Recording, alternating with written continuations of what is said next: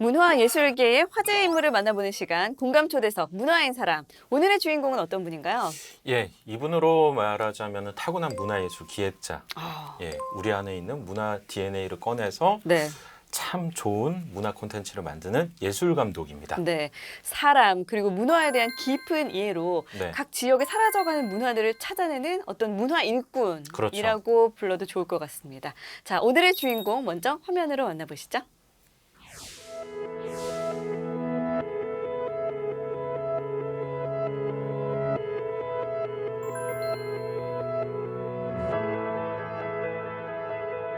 사람들도 더 많고 뭐 볼거리도 더 많아지고 점점 더 예뻐지는 느낌? 사진 찍을 때가 많아서 좋아요.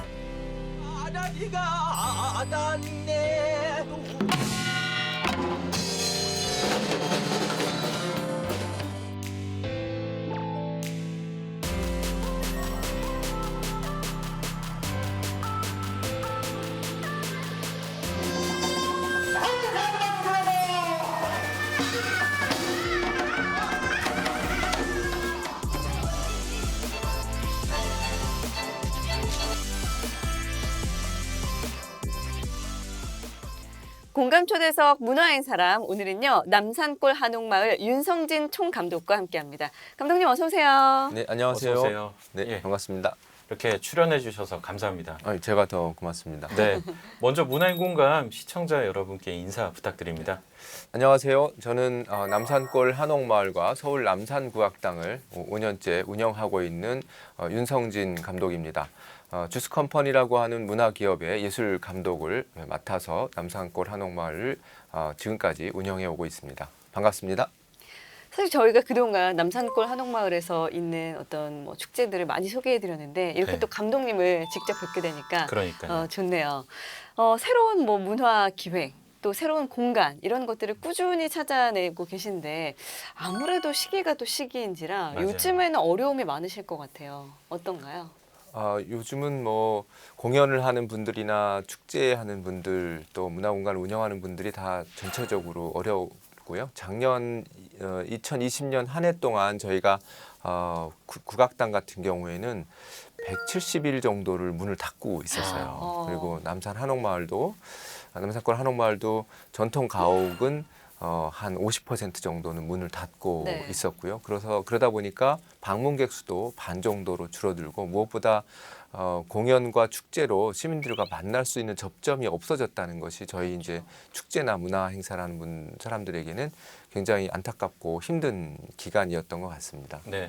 지금 말씀하신 남산골 한옥마을이 위치한 곳에 남산국악당이 있고 그죠? 네, 그렇습니다. 그 국악당과 남산골 한옥마을을 위탁 운영하는 곳이 주스컴퍼니인데 네. 주스컴퍼니가 현재 한 15년 정도의 역사를 네, 네. 갖고 있는데 네. 좀 어떤 시간을 보내왔습니까? 주스컴퍼니는 올해로 15년 차 되는 회사인데요. 주스컴퍼니 그러니까 이제 주스 만드는 회사. 저도 오일을 예. 막 생각이 나요. 했었는데. 그래서 예. 오늘 뭔가 주스를 네. 갖고 나오실 줄 알았는데 주스 컴퍼니입니다. 그래서 즐거움을 부르는 주스. 그래서 그런 행복을 부르는 주문과 같은 그런 정수, 본질 뭐 네. 이런 그런 가치들을 지향하는 그런 문화 기업이라고 보시면 될 것 같고요. 저희가 지난 15년간 여러 가지 이 사업들을 많이 해왔는데 이제 문화 기획 쪽에서도 공연을 만들거나 또 축제를 기획하거나 하는 것도 있지만 문화적 도시 재생이라고 해서 지역을 바꾸는 작업들도 많이 해오고 있고요.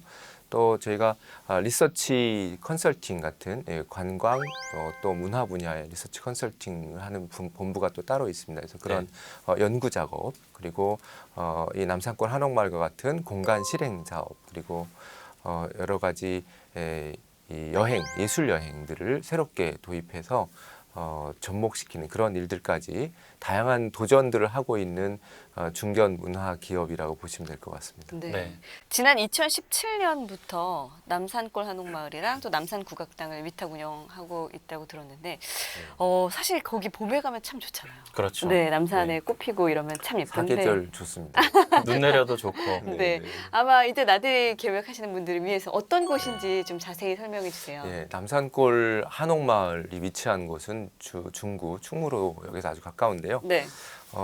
1년에 150만 명 정도가 방문했었어요. 2년 음. 전까지만 하더라도. 네. 그 150만 명 중에 50% 이상이 외국인입니다. 네. 그래서 그 지역에 사는 주민들과 남산골 한옥마을을 아는 시민들에게는 굉장히 친숙한 공간이지만 네. 또 잘 안 가본 분들은 어디 있는지 잘 모르는 분들도 그럴 수 계세요. 있죠. 네.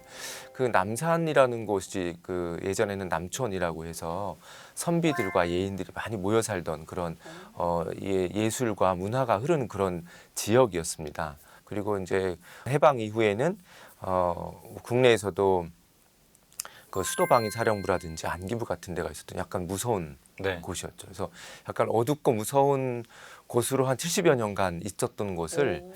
한 25년 정도 된 것 같습니다. 25년 정도 전에 서울에 있는 전통 가옥들을 옮겨오면서 한옥마을이 조성이 됐습니다.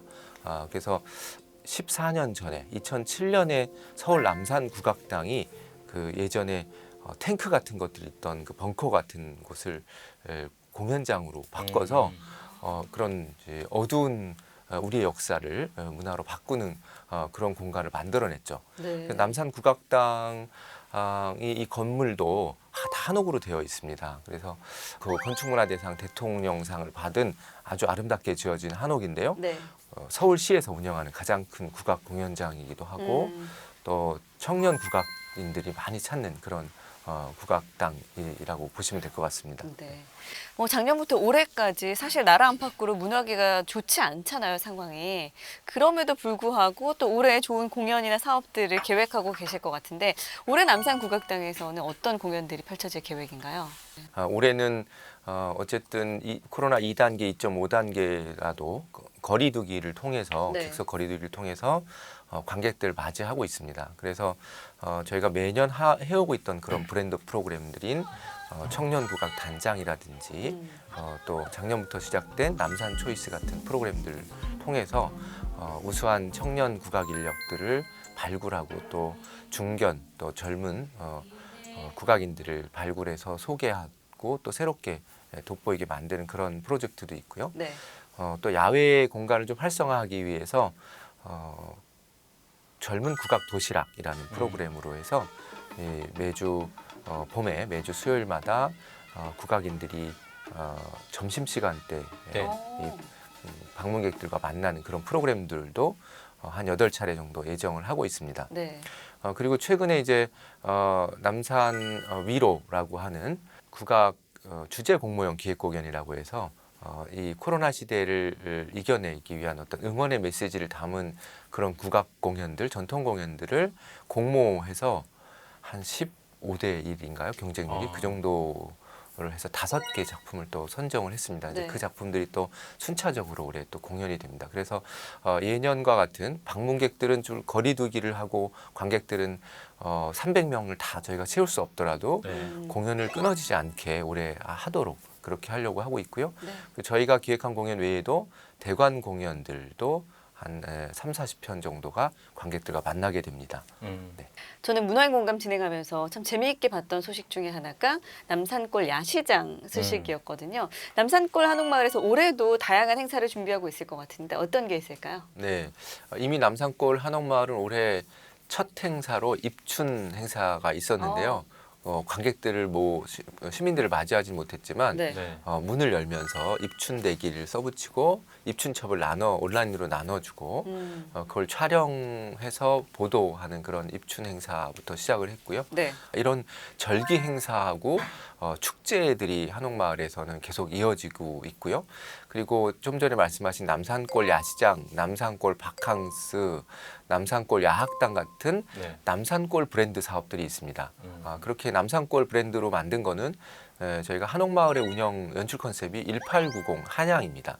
1890년대 한양의 남산골의 문화를 우리가 들여다본다라는 네. 그런 의미를 갖고 있는데요. 그래서 남산골 브랜드로 만들어진 여러 가지 행사들이 올해도 계획이 되어 있습니다. 코로나 상황에 따라서 대면으로 할 수 없으면 인원을 좀 줄이거나 문을 닫을 상황이 되면 온라인으로 하게 되는데 올해는 이 대면 행사를 할 수 있을 거로 예상을 하고 있고요. 그래서 네. 열심히 준비하고 있습니다. 예. 그 말씀하신 남산골 한옥마을의 특징 중에 하나라면은 말씀하신 그런 행사들이 대부분 무료. 그렇죠. 예, 네. 그래서 시민들을 위한 개방으로 네. 예, 이렇게 적극적으로 활성화하고 계시고 지금 앞서 소개해 주신 주스 컴퍼니가 그 남산 국악단과 남산골 한옥마을을 운영하고 있는데 또 한편으로는 보면은 문화를 통한 도시재생 사업에도 주스 네네. 컴퍼니가 굉장히 선도적인 역할들을 많이 했었습니다. 어떤 계기로 기획을 하게 되셨습니까? 주스 컴퍼니는 15년 전에 출발할 때부터 지역 문화와 연결된 연구, 리서치, 컨설팅, 그다음에 네. 실행 사업들을 같이 해왔습니다. 그래서 저희가 했던 과제 중에 우주의 태권도원의 운영 계획을 수립한다든지 지역과 연계할 수 있는 방안을 네. 수립한다든지 또 지역의 축제에 대한 컨설팅을 한다든지 이런 작업들도 많이 했었고요. 네. 그리고 기존에 사용하지 않던 폐산업 시설을 문화적으로 재생하는 컨설팅을 저희가 또 수년간 진행을 하면서 그런 공간을 통한 지역 재생, 요즘에 이제 도시 재생이 건축이라든지 토건식 개발을 통한 재생이 아니라 네. 기존에 있는 공간과 골목과 또 그런 지역의 삶의 일상들을 지키면서 하는 재생들을 하고 있지 않습니까? 근데 그런 문화적 재생들을 선도하고 있는 그런 기업이라고 보시면 될 것 같습니다. 네.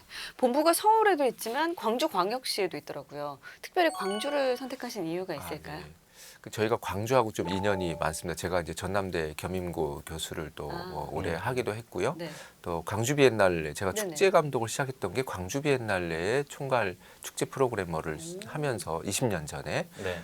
시작을 했었고 네. 그리고 저희가 지역을 연구하다 보니까 이 시대의 창으로 지역을 봤을 때 지역에 우리가 보지 못했던 면모를 발견하게 됩니다. 광주가 1980년도 이후의 광주를 우리가 생각할 때는 관광지나 예향이라기보다는 약간 투쟁과 그죠. 또 민주화, 아픔의 역사가 항쟁, 묻어있는. 그러니까 아픔의 네. 역사를 갖고 있죠. 하지만 그 이전의 광주는 사실은 전남의 예향을 상징하는 그런 도시입니다. 네. 그래서 그런 광주에 원래 숨겨져 있던 면모들을 발굴해서 보여줄 필요가 있겠다는 생각을 비엔날레를 통해서도 하게 됐고 그러면서 광주 본부를 만들고 아예 저희 대표가 광주에서 상주를 하고 있습니다. 아예 거주를 하고 있고요. 네. 벌써 7년째.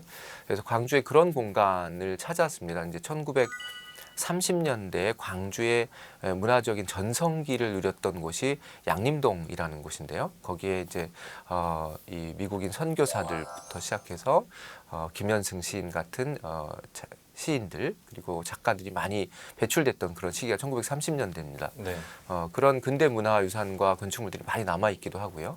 그래서 양림동에서 오랫동안 거주하면서 지역민들과 함께 지역을 바꾸는 작업들을 하면서 지금은 양림동이 도시재생의 아주 문화적 도시재생의 대표적인 사례로 또 손꼽히는 큰 역할을 하기도 했습니다. 네, 지금 말씀해 주신 여러 사업 중에서 지역문화 사업 중에 감독님께서 좀 성공적인 사례로 꼽고 싶은 게 있으시다면 아무래도 양림동 사례가 될 것 같은데요. 1930. 예. 광주의 1930 양림 또 양림 살롱이라고 하는 프로젝트를 이제 문화가 있는 날 사업으로 지원을 받아서 5년간 가장 대표 사업이죠. 문화가 있는 날 정부 사업의 대표 사업으로 만들어냈고 네. 그 양림 살롱을 통해서 지역의 상권들, 카페들과 골목의 빵집 이런 데들을 연결해서 이 양림동을 방문한 분들이 다 찾아가도록 만들고 또 이 모던 보이 모던 걸에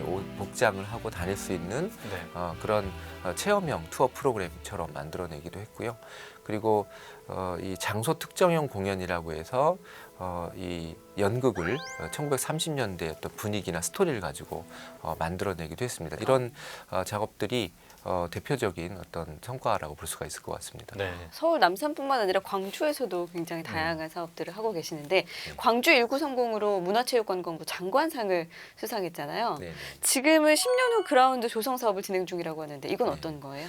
그 양림동에 가면은 50년 된 유치원 건물이 있습니다. 50년? 네, 지어진 지 50년 된 유치원 건물이 있는데요. 그래서 그곳을 거쳐간 분들이 굉장히 많죠. 한 그렇겠네요. 40년간 운영됐었으니까. 그래서 그 건물을 부수지 않고 그걸 잘 리모델링해서 10년 후 유치원이라고 하는 그런 프로그램이 들어가 있는 10년 후 그라운드 를 만들어냈습니다. 그래서 거기서 실제로 하고 있는 프로그램이 10년 후 유치원이에요. 공무원, 그다음에 문화예술 기획자, 그다음에 청년들이 네. 10년 후에 꿈과 삶을 비전을 생각하면서 네. 자기 비전을 키우는 10년을 준비하는 그런 강좌, 그런 포럼, 컨퍼런스 같은 것들을 지속적으로 개최하는 그런 공간, 커뮤니티 공간으로 운영이 되고 있고요.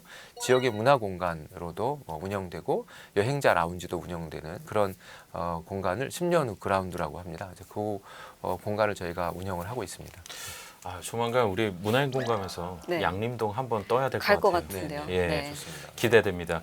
그 어떻게 이야기를 좀 들어보면은 기존에 있던 뭐 폐허라든지 그런 좀 낙후된 시설을 새롭게 발굴하는 기획자의 시선이 굉장히 중요한 것 같은데 감독님께서 문화 기획자로서 일을 하실 때 어떤 고수하고자 하는 철학 혹은 네. 관점이 있으시다면 무엇인가요?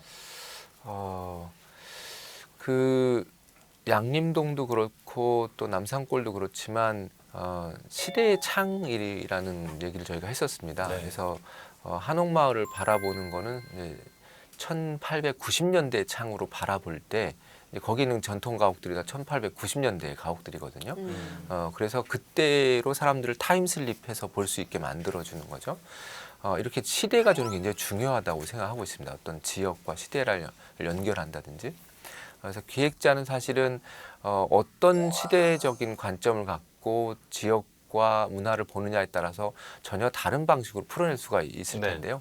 문화기획자의 가장 중요한 재능은 사실은 시대 정신, 시대가 요구하는 어떤 기획, 시대를 읽는 눈 이런 것이 아닐까라고 생각을 하고요. 그런 눈은 사실은 사람들과의 소통과 만남, 그다음에 청년 세대들하고의 끊임없는 교류 이런 것들을 통해서 지속적으로 유지할 수 있는 게 아닌가 생각합니다. 네. 시대를 바라보는 눈이 문화 기획자로서 굉장히 중요하다. 사실 작년에도 그랬고 요즘 이렇게 딱 보면 문화 예술이 갖고 있는 그 힘이 정말 대단하잖아요. 그러면 개인적으로 또 이제 문화예술 기획자로서 앞으로의 바람이 있다면 어떤 게 있는지 네네. 궁금합니다. 사실 저희가 작년에 저는 이제 축제 감독을 또 오랫동안 해 왔는데요. 네.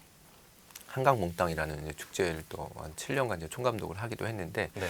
2020년도에 많은 축제 감독들이 이제 많이 좌절하기도 하고 네, 그랬죠. 지금 굉장히 안타까워하기도 하고 맞아요. 있죠. 하지만 사실은 축제라는 것이 또 이런 그 큰 문화 행사들이 어떨 때 만들어졌냐면 2차 세계대전이 끝나고 나서라든지 힘겨운 그 시대에. 지역과 예. 공동체가 큰 위기에 빠져서 그걸 이겨냈을 때 다시 힘을 모으고 우리가 다시 새로운 사회와 시대를 만들어가자. 이럴 때에 만들어진 게 사실 축제들이거든요. 네. 그래서 사실은 올해 우리가 코로나를 이겨내는 그 시기에 필요한 게 사실은 이런 사회가 같이 참여할 수, 온 사회가 같이 참여할 수 있는 공동체 축제들이라고 생각합니다. 네. 그래서 그런 축제들이 올해 오히려 더 많아져야 되고요. 그리고 축제는 사실 다중 집합형 축제만 있는 것이 아니고 그다음에 한옥마을에서 하는 행사들도 다중 집합형 행사만 있는 것이 아니기 때문에 네. 얼마든지 기획에 따라서 분산형, 그다음에 소규모, 예약형 이런 방식으로 풀어낼 수 있는 다양한 방법들이 있다고 생각합니다. 그래서 그런 축제들이 올해 좀 많아졌으면 그리고 그걸 할 수 있는 기회를 축제 전문가들과 그 과정을 준비할 수 있는 기회를 줬으면 하는 바람을 갖고 있습니다. 네, 오늘 이렇게 윤성진 감독님 오셔가지고 이야기를 들어보니까 참 문화기획자의 새로운 시선과 그 현장을 돌아다니는 맞아요. 발품이 굉장히 중요하다는 생각이 드네요. 네. 또 한편으로는 그런 생각도 듭니다. 문화를 기억하고 문화를 통해 역사를 만드는 게 미래를 향한 지름길이다라는 생각도 드네요. 네. 예. 뭐 오늘도 쭉 앞으로의 바람이나 아니면 계획들 여쭤봤었는데 그것들 잘 이루어지고 또 숨겨진 도시의 이야기들, 문화 이야기들 잘 많이 들려주시길 바라면서 오늘은 여기서 감독님과 인사 나누겠습니다. 고맙습니다. 감사합니다. 네.